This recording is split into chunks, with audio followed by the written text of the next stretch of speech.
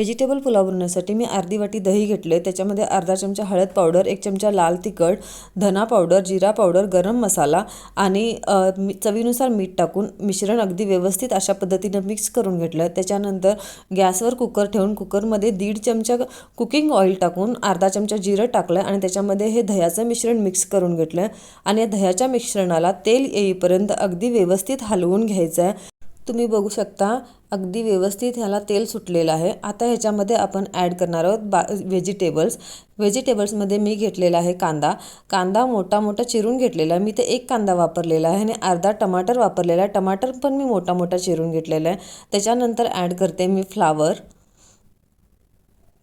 त्याच्यानंतर ॲड करते मी 2 मिरच्या, त्या उभ्या चिरलेल्या आहेत। त्याच्यानंतर शिमला मिर्च झाल्यानंतर मी ॲड करते बीन्स।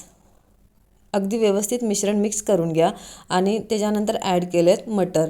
आपण व्हेजिटेबल्स आपल्या हिशोबाने घेऊ शकतो, कमी किंवा जास्त जसं आपल्याला आवडतील तसं। आता ह्या सगळ्या भाज्या आपल्याला दह्याच्या मिश्रणासोबत अगदी व्यवस्थित हलवून घ्यायच्या आहेत। ह्या एकजीव झाल्या पाहिजेत अशा पद्धतीनं। हे व्यवस्थित हलवून झाल्यानंतर आपण ह्याला 10 मिनिटासाठी झाकून ठेवणार आहोत। 10 मिनिटासाठी ह्याच्यासाठी झाकून ठेवायचं की जे दह्याचं मिश्रण आहे ते पूर्ण ह्या व्हेजिटेबल्समध्ये ॲड झालं पाहिजेत। बघू शकता तुम्ही ह्या व्हेजिटेबल्सला तेल सुटलेलं आहे।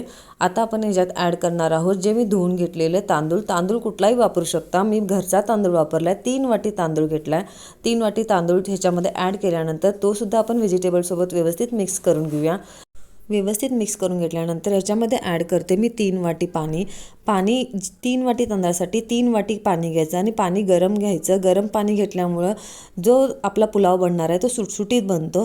नंतर ह्याच्यामध्ये मी ॲड करते अर्धा लिंबू ह्याच्यासाठी ॲड करायचा आणि तो सगळ्यात शेवटला ॲड करायचा की जे पुलावाचे शीतं आहेत ती एकमेकाला चिपकत नाहीत आणि आपला पुलाव एकदम सुटसुटीत होतो। हे सगळं ॲड झाल्यानंतर व्यवस्थित हलवून घ्या आणि कुकरला हाय फ्लेमवर 3 शिट्ट्या द्या। 3 शिट्ट्या झाल्यानंतर कुकर जसा थंड होतो तसा ओपन करा, कुकर उघडा। कुकर उघडून झाल्यानंतर तुम्ही बघू शकता पुलाव अगदी आपला बनवून व्यवस्थित रेडी झालेला आहे। ह्याला अगदी व्यवस्थित मिक्स करून घ्या। आता हा पुलाव आपला सर्विंगसाठी तयार आहे। तर चला तर आपण हा पुलाव सर्व करूया।